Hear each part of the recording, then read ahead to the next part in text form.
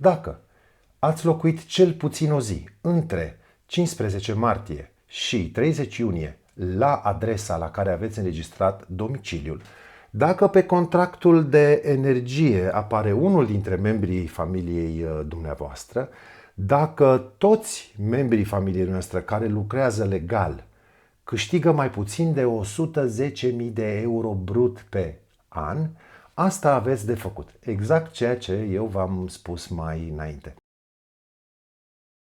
Salut!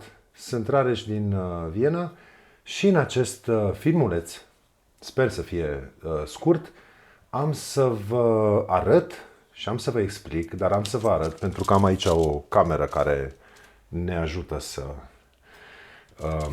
arătăm lucrurile ca să vedeți ce se poate complecta, unde trebuie completat, ce trebuie să faceți cu acest plic care a venit pe adresa dumneavoastră și care conține un voucher de 150 de euro, prin care statul austriac îi ajută pe rezidenții din Austria, indiferent de naționalitatea lor, ca să treacă peste această perioadă în care se scumpește energia.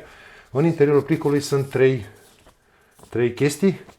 Formularul respectiv, cel care trebuie completat, îl pun aici la camera de serviciu, un plic cu plata la destinație, deci dacă ai completat formularul, l-ai pus în plic, l-ai pus la poștă, ai rezolvat treaba, și o hârtie cu instrucțiunile.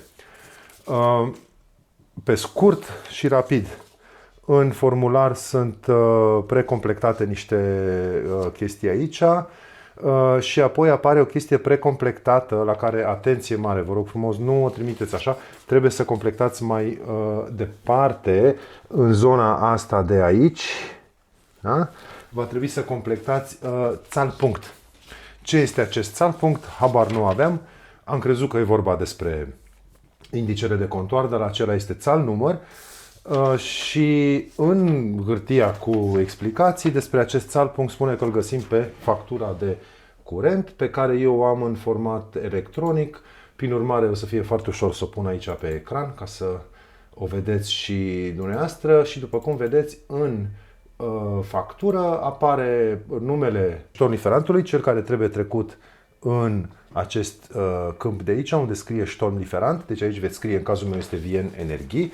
Apoi numele persoanei care are contractul, care este deținătorul de contract. Dacă soția mea ar fi titularul contractului de energie, ar trebui să scriem numele ei. Iar mergeți la pagina 4 și în pagina 4 Detailrechnung, unde sunt detaliile facturii, aveți acest cârnat lung, care este țal-punct, e mai lung decât cel de aici. Vă cere să verificați, să completați aceste ultime căsuțe de aici cu datele dumneavoastră.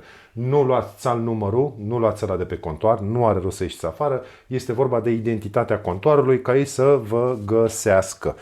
În momentul în care aveți toate chestiile astea, începeți și completați. Și scrieți aici, da?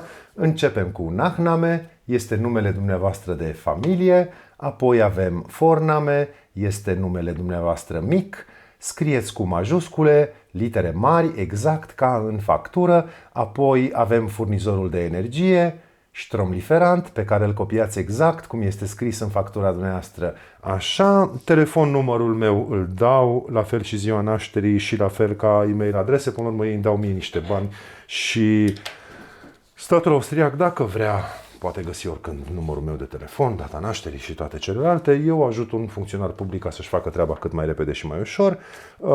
Iar aici jos apar două câmpuri. Prin primul, eu trebuie să declar că veniturile mele sunt sub limita celor care sunt considerați prea bogați ca să fie ajutați de către stat. Spune aici 55.000 pe o casă în care e un singur membru care aduce bani în casă sau 110.000 dacă sunt mai mulți. Eu știu sigur că eu împreună cu soția mea nu câștigăm banii ăștia, deci bifez că confirm, bifez că eu sunt deținătorul contractului și despre care e vorba aici. În momentul ăsta pot să pun în acest pliculeț, mă duc cu el la poștă și să trimit sau pot să folosesc telefonul, l-am deschis, l-am pus pe cameră, scanez QR codul mă trimite îi dau da, mă trimite în site-ul ăla în care mă roagă încă o dată să completez. Prufțal e un număr de verificare pe care îl ai pe formular, îl scrii. Acest țal.număr, numărul contorului de identificare, îl scrii, îți mai treci odată datele, tot ce ai scris în formularul ăsta completezi acolo, îi dai OK și treaba este rezolvată. Vine întrebarea aia cu veniturile. Întrebarea cu veniturile poate să fie un film întreg, da? Făcut despre cum este venitul brut, venitul net. Austria are un alt sistem față de România. Este o țară cu un sistem social în care cei bogați, cei cu venituri mari plătesc impozite mai mari decât cei mai nevoiași. Și am să trec direct în partea cum explică ei. Să vă spun cum explică ei. Spun așa. Într-o casă în care unul singur câștigă bani, limita este 55.000 de euro brut. Asta echivalează oarecum cu un salariu net de vreo 2400 de euro. Am luat în calcul faptul că la nivelul ăsta de salariu ai și zile de deplasare, ai cu siguranță o mașină de servici. Dacă aduceți 2400 de euro cash în casă lunar de la angajator, s-ar putea să nu vă calificați. Dacă sunteți mai jos de nivelul ăsta, cu siguranță bifați acolo. Ce se întâmplă, m-am gândit și aș vrea să vă spun, într-o casă în care soție lucrează și să spunem că au doi copii majori care lucrează și ei, deci sunt 4 persoane care lucrează. Ei bine, în cazul ăsta, luați în calcul în felul următor, un salariu net, bani în mână cu care mergeți acasă de 1550 de euro, are în spatele lui un salariu anual de 28.000 de euro brut și dacă ăsta 28.000 de euro la aduni de 4 ori, depășește granița aia. Vă recomand, dacă nu sunteți siguri, ei aici spun să-ți verifici formularul L16 pentru 2021, dacă l-ai, dacă nu îl ai și dacă nu ești sigur, ai o variantă, este Netto Brutto Rechner, ți-l arăt imediat, aici, deschizi browserul de internet și scrii Brutto Netto Rechner, l-ai selectat, intri pe el și îți scrii datele. Da?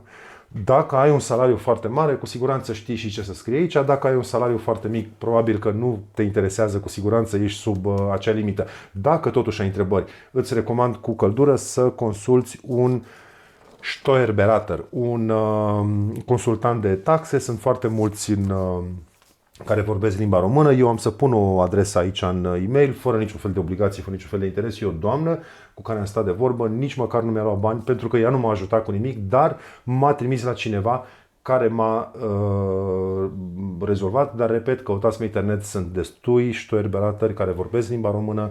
Unii sunt chiar sârbi și vorbesc limba română. Vorbiți cu ei pentru că sistemul de impozitare austriac e un pic mai complicat și nu puteți. Întrebarea e dacă se merită sau nu să vorbiți cu ei. Păi se merită. Și dacă îi plătești omului lui 100 de euro pentru consultație, tu câștigi 150 care sunt bani în plus. Dar mai e un lucru. Acest voucher este dat pentru perioada 15 martie până în 30 iunie. O să urmeze altul din 1 iulie până în septembrie și o să urmeze un altul pentru trimestrul 4, octombrie, noiembrie, decembrie. Dacă ești în situația aceea de limită, du-te la un Steuerberater și restul pe tot anul ăsta le vei completa cu XXX și ai rezolvat treaba. Sper că materialul meu v-a fost de folos. Sper că am reușit să explic bine ce trebuie scris, unde trebuie completat. Dacă nu trimiteți electronic, scanând cu telefonul acel cod QR, folosiți neapărat acest plic, nu trimiteți acest formular către Stromlieferant, către furnizorul de energie, trimiteți-l pe adresa din acest plic, se vor ocupa ei mai departe. Atenție mare, după 31 octombrie au anunțat în mod clar, nu vor mai valida niciun voucher pentru energie, indiferent de forma în care a fost trimis. Schneller desto besser, trimiteți cât de repede, probabil veți primi într-una din facturile următoare un discount. Factura va veni mai mică cu 150 de euro. Există un număr de telefon pe care am să-l scriu aici. Este un hotline, puteți suna oricând în cazul în care nu ați primit plicul, în cazul în care ați făcut ceva greșit. Sunați, chiar dacă nu vorbiți extraordinar de bine limba locală. Funcționarii publici în ultimul timp sunt foarte amabili și foarte binevoitori. Altceva ce ar mai fi de spus? Eu m-am străduit să fac materialul ăsta astfel încât să fie cât mai de folos, în special pentru cei care nu înțeleg foarte bine limba locală. Dacă am spus ceva incomplet, vă rog să scrieți în comentarii, eventual mai fac un film. Important este ca noi, românii, să ne ajutăm între noi. Dacă sunt alte teme ce pot fi explicate printr-un astfel de filmuleț, vă rog frumos să-mi scrieți, am să mă străduiesc să-l fac. Până data viitoare când ne vedem pe internet, eu sunt Rareș din Viena și vă doresc toate cele bune, să auzim numai de bine. Salut! Acest proiect este realizat cu sprijinul Secretariatului General al Guvernului, Departamentul pentru Românii de Pretutindeni.